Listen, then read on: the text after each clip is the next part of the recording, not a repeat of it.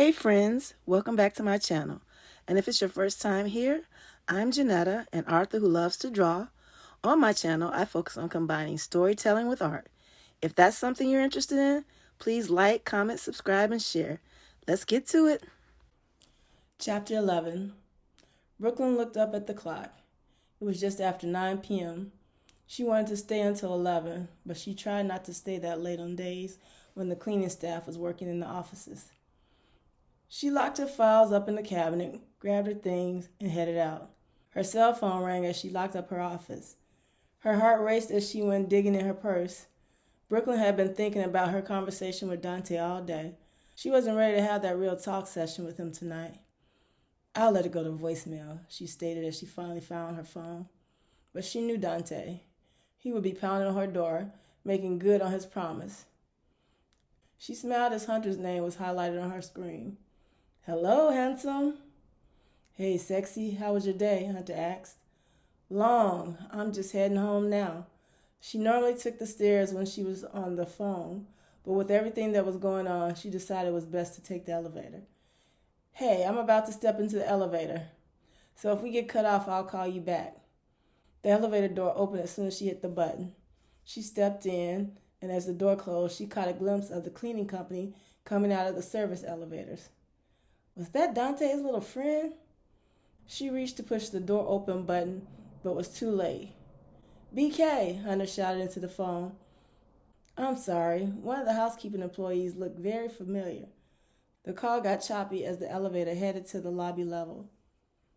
"Someone from the club or someone you went to school with?" Hunter asked. "No, it's unimportant. Back to you, Mr. Sexy. Are you going to be my date to hang out with the crew or what?" Brooklyn waved at security as she left the building. "That's why I'm working tonight when the club is slow, to ensure my presence by your side Saturday night." Brooklyn unlocked her car and slid in, tossing her bag onto the passenger seat. "Good. This is my hell week, so I'll be working late all week. Now that you agreed to be my date, I know what I'm wearing." "What's that?" She imagined Hunter's mind flipping through his favorite Brooklyn outfits. "I have this Diva on Fire dress I wanted to wear, but I definitely need a man on my arm when I'm rocking it." She pulled out the lot and headed home. "What does this Diva on Fire dress look like?" Hunter grilled Brooklyn. "It's a red halter dress.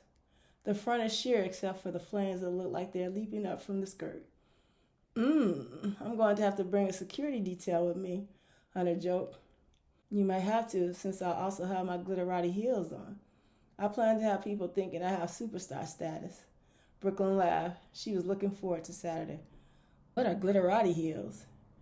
"High heels that glitter, sparkle, and shine, just like the person that's wearing them," she explained. Well, now. You need to try on that dress, take a picture, and send it to me as a sneak preview," Hunter pleaded. "You know I already conjured up a picture of you in that dress," he announced. "Well, I won't be spoiling the true reveal with a sneak preview picture," she replied.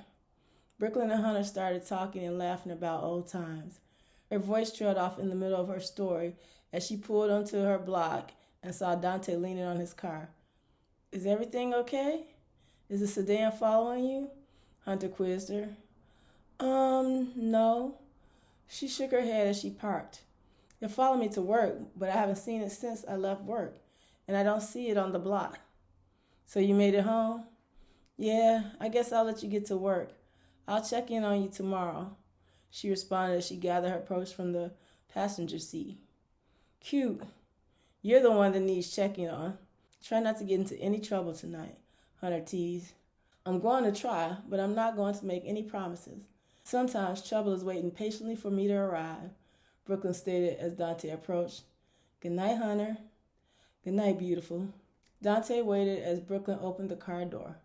"You didn't think I forgot, did you?" "I knew you wouldn't forget. I just didn't expect you to be waiting for me when I got home. How long have you been out here?" Brooklyn locked the door and headed for her building. "Not long. I remember your schedule.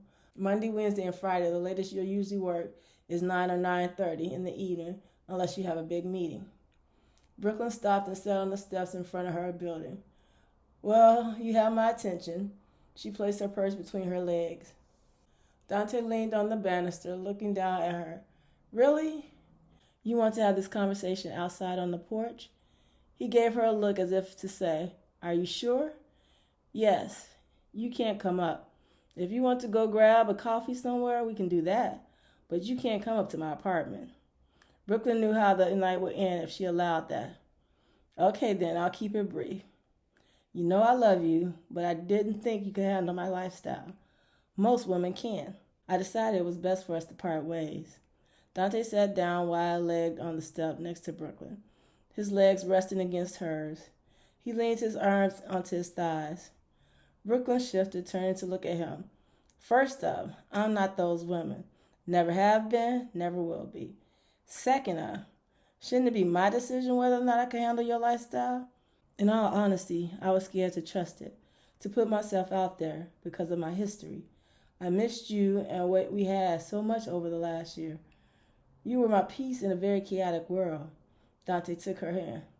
Don't do this to me, Brooklyn stood, grabbing her purse and pulling her key out. Where are you going? Dante asked as she entered the apartment building. She faced him in the doorway. You said what you needed to say. When she turned and let the door close, he caught it before it could shut all the way, following her into the foyer. No, I didn't. I didn't get a chance to tell you that I want another chance. After this case is over, we should see if we're picket fence people. What are you asking me? Brooklyn's heart raced. How long had she waited to hear him say these words to her? It seemed like forever. I'm asking you not to cross me off your list of possibilities quite yet. Dante stepped closer to her. What we have is intense and powerful. It deserves to be explored. I'll think about it, Brooklyn hissed, putting her hand on his chest to prevent him from coming any closer. He grabbed her arms and placed them around his waist. Can I at least get a goodbye kiss? Brooklyn gave him a peck on the cheek. Good night. That's not a good night kiss. He pulled her closer, kissing her passionately. Brooklyn's hand ran up and down his toned back. Dante pressed her against the mailboxes and continued to devour her like she was his last meal. The fact that they were standing in the foyer slipped her mind. Instinctively, she locked her legs behind him as Dante lifted her up and moved them towards the stairs. Slowly, he moved up the stairs. They made it to the door of her apartment. Dante broke their embrace. Keys, please. He unlocked the door. Inside, he stood her against the wall near the door. Brooklyn's feet were on the floor, but she felt like she was floating. Her purse hit the floor with a thump as he locked the door, then proceeded to take her suit jacket off. She pressed her body against him, wrapping one of her legs around him to pull him even closer. Brooklyn tilted her head back, enjoying the fire that his touch had sparked. I want to show you how much I've been missing you. Dante's lips made their way back up to her neck as he unbuckled her belt. We shouldn't be doing this, she moaned, as she pulled him close, pressing her lips against his. Oh, but we are, he breathed. She fully explored his mouth. She kicked off her shoes as she started moving back toward the couch. Dante picked her up and carried her the rest of the way, then laid her down. What spell have you cast over me, Mr. Nines? She felt her eyes glazing over with desire as he began to undo his shirt to reveal chiseled abs. Reaching up, she ran her fingers over his midsection. Suspended over her lips, Dante stated, I should ask you that question. You're doing too much talking. She pulled his lips to hers. His fingers began unbuttoning her blouse. Dante suddenly broke the embrace and sat up. You're right. We shouldn't be doing this. Brooklyn popped up. I'm right? Oh, no, you don't, she exclaimed as Dante stood up, grabbing his shirt. You know I love you, but it's more than sex with us. He placed one arm in the sleeve of his shirt. I don't want you thinking, especially if things don't work like I hope, that I was just in it for another roll in the sack. Brooklyn stood, grabbed him by his shirt again, and pulled him closer to her. No, sirree, that line of bull ain't going to work tonight. She refused to be teased and left frustrated just because he wanted to prove a point. Bull? Dante looked at her as she wrapped her arms around his waist. Yes, I'm a grown woman. I can handle the consequences of my decisions, even if I don't like them. Stop making decisions for me. She slid her hands up his abs and to his shoulders, taking his shirt off. Tonight I've decided I want you in my bed. I'll deal with the rest later. Can you handle that? She asked as she began planting kisses down his chest. Oh, I can most definitely handle that, he replied as he lifted her up and carried her to the bed. He was kissing her lips and slowly making his way down her body when his phone rang. He ignored it. Your phone is ringing. She moaned as her hands roamed the contours of his muscles. I'll call them back after I indulge in this wonderful dessert. Sounds good to me. Brooklyn inhaled in expectation of what was to come. Dante's phone went from a normal ring to sounding like police sirens going off. He slid himself up Brooklyn's body, then flipped onto his back, pulling her on top of him. Reaching in his pocket, he took out his phone. This had better be good, he barked into the phone. I'm in the middle of something important.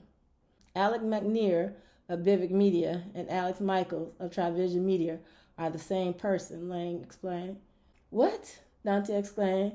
Looking at Brooklyn, he calmly stated, I'll stop by the office in a couple of hours. He turned the phone away from his mouth and pulled Brooklyn to his face, kissing her. Sorry, but we need you here ASAP. We also found Ryan, Lang apologized. Damn! Dante rolled Brooklyn onto her back, resting on one elbow with the phone in his other hand. I'm on my way, he grunted into the phone. Dante kissed Brooklyn as he laid his phone on the bed next to her. I guess you have to go, Brooklyn sighed, seductively wrapping her legs around him. I need to, but I don't want to. His hand began caressing her curves. The shrill police siren sound on Dante's phone sounded off again. I guess this is just going to have to wait. He grabbed the phone off the bed. What now? I said I'm on my way. Dante was upset already, knowing this night wasn't going to end like he wanted it to. Ryan and one of the guys from our team have been shot, Lang explained. The information is being sent over to your phone. All right, I'll meet you there. Dante shook his head as he disconnected the call. He kissed Brooklyn on the forehead. The kiss of death, Brooklyn grumbled, disappointed as Dante stood. Sorry, you know I really wanted to finish what I started. Dante pulled her off the bed into an embrace. You better go before I flip you on the bed and have my way with you. Her arms circled his waist as he began nibbling her neck. Go, she urged. Exhaling, Dante took a step back. I'll probably be out of town for the remainder of the week. Are you available on Saturday? Brooklyn grabbed a gown out of her dresser. Nope, I have a date. A date? He frowned, not happy with the idea. She walked past him and into the living room to grab his shirt. Yep, she stated as she handed it to him. Should I be worried? Dante asked as he buttoned his shirt. He knew he should be moving faster to get to his destination, but the part of him that didn't want to go had him dragging his feet. Yes, very much. Brooklyn settled on the arm of her oversized chair, watching him put on his shirt. Dante smiled. I'm up for the challenge. Take care of yourself. He leaned down, kissing her. Lock up after me. When he exited her apartment, Brooklyn got up to bolt the door behind him. She made a mental note to make sure she had him turn off his ringer the next time they decided to take a stroll back down memory lane. Chapter 12. Dante hopped out of the hired sedan before it came to a complete stop at the airstrip, waving the driver off as he closed the door. He's here, Lane called back to the pilot in front of the airplane stairs and placed her Ruger 380 semi-automatic in her waistband. Sorry it took so long, Dante apologized as he walked towards her. When I went home to grab my gear, I had a little company waiting for me that I didn't want to bring along. Our guy George didn't make it, Lane reported as they entered the private plane. But Ryan is stable. The bullet passed through George as he was pushing Brian down. It exited him and hit Ryan, Lang explained as they entered the private plane. Lang, we need to figure out what's really going on, Dante stated as they buckled up for takeoff. I agree. I think this Alec McNear is the key to figuring it out. Dante made a mental note to dig deeper into his past. Lang flipped her file open as the plane took off. What's he shipping out that he doesn't want anyone to discover? She looked over her information. It can't be drugs or guns. they would never make it through most security checkpoints. Megan was responsible for checking inventory and the manifest in Bevic Media's shipping department. Maybe she stumbled onto something she wasn't supposed to. Dante thoughts flashed back to Brooklyn on the bed. It was making it very difficult to focus on what Lang was saying. Then how does Ryan play into this? Lang questioned, trying to figure out what they were missing. We've always assumed that he and Tuck were partners in all aspects of the business. But what if he wasn't? What if Ryan only was involved in the legitimate part of the business? If Ryan and Megan were dating and not just employer-employee, then maybe she told him what she found out. Lang scrolled through her notes on her tablet. What else did you find out about Alec McNair? Dante wondered if Brooklyn had gotten the quick message he texted her before he got into the airstrip. He thought about how he left and he shook his head. He'd better focus on this case right now. Otherwise, he might not be alive to pursue her. Alec McNair, a.k.a. Alex Michaels, has had his hand in quite a bit, but nothing that ever stuck. Word on the street is that he's a whatever you need man. Lang gave Dante all the information she had on Alec. Okay, once we visit Ryan, we'll see what he has to say.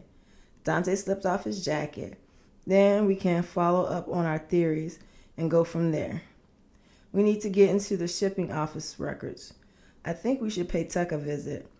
While I keep him occupied, you do your thing. Sounds good to me, she nodded, then asked, do you know the layout of his office? Are they computerized, or am I looking through hard files?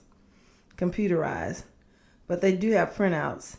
I doubt the stuff we're looking for will be in plain sight. When they landed about an hour later at Philly's airport, they went directly to see Ryan. He was asleep in a private hospital room when they arrived.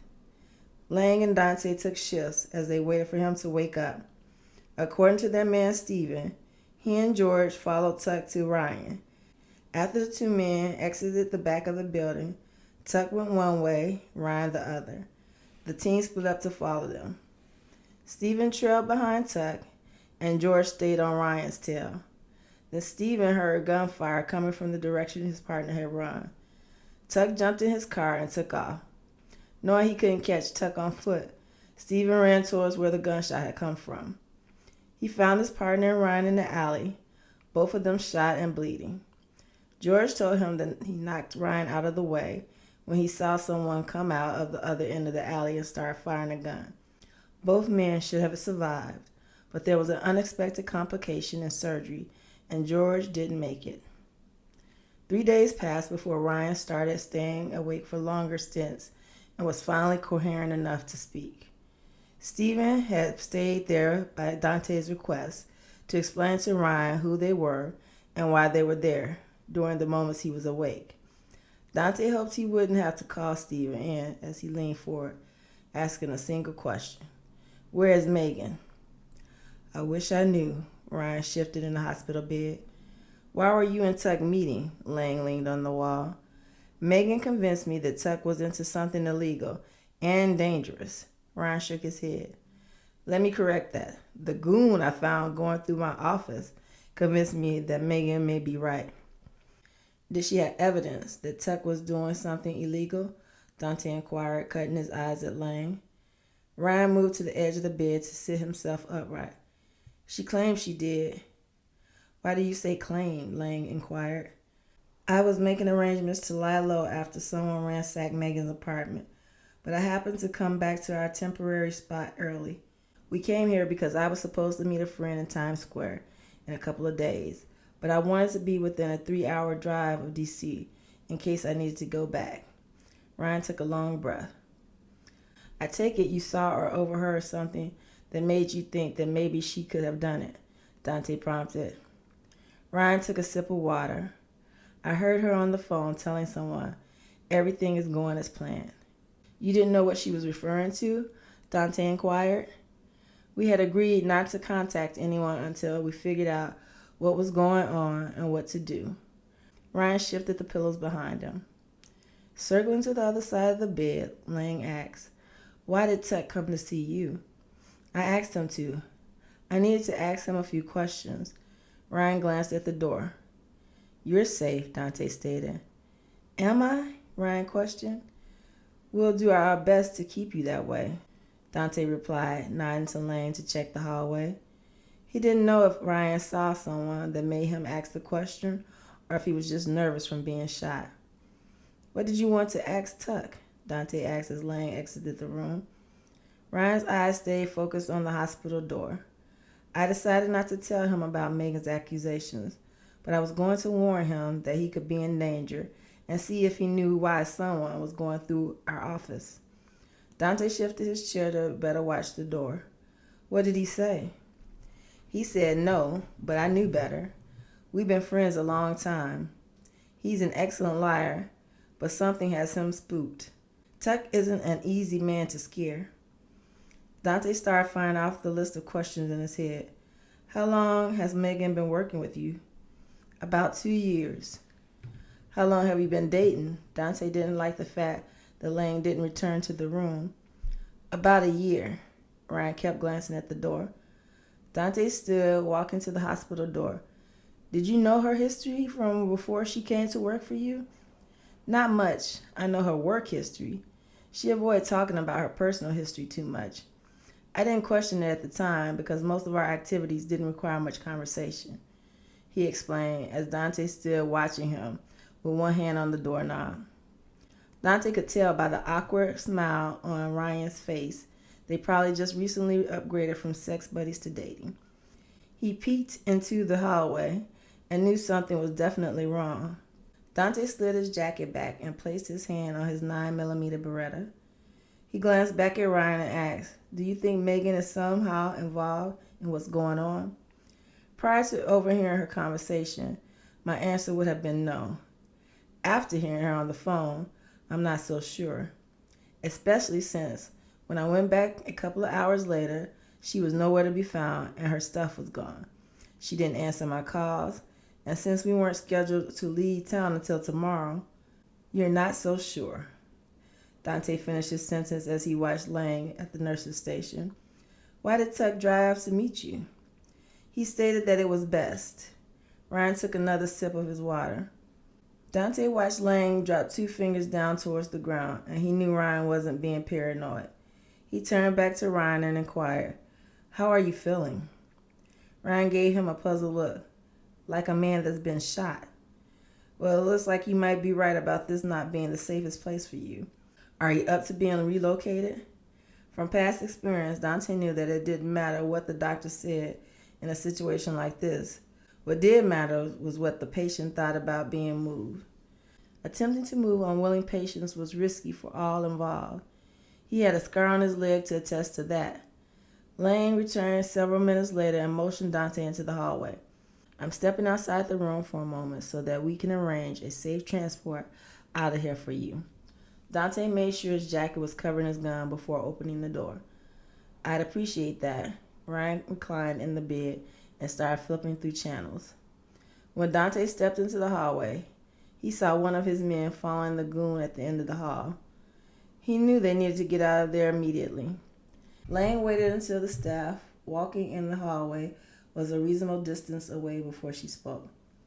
"It's truly not safe for him to be here. I made arrangements to have him moved. However, I think we're going to have to do a old bait and switch to get him out of here safely." Dante stood guard outside of Ryan's room while Lang finished arranging the decoy's transfer to another hospital. He felt sorry for the man that got stuck playing decoy while they snuck Ryan out to one of their facilities. Getting assigned to decoy duty increased the man's chances of not making it home that evening. Hopefully, the bad guys would just attempt to snatch him at the next hospital and not ambush the ambulance in the middle of the street. Lane returned to the room a couple of hours later with the transport plan completely in place. Dante shook his head. This was supposed to be a missing persons case that was only a little complicated, but this situation didn't qualify as little. The fact that Alec Manier's name was on the radar concerned them. Whatever Megan had gotten herself mixed up in, it was not good. He debated whether or not it was the best move to be trying to rekindle what he had with Brooklyn in the middle of this case. After Lang's shooting, the court proceedings, and the client's threat, Brooklyn's safety became his greatest concern. That was the reason why he had ended things with her in the first place. That case proved that what a client doesn't tell you or doesn't know could be lethal to their health. Lang had no idea that the high-profile client that had requested that they save his foster sister years ago was certifiable. Now Dante was feeling the same way about this case. He couldn't wait to get Ryan somewhere safe so they could finish questioning him. He hoped that Ryan would tell them something that could at least help them find the key pieces of information that they were missing. Hope you enjoyed today's story. If you did, don't forget to like, comment, subscribe, and share. Until next time, be and stay blessed.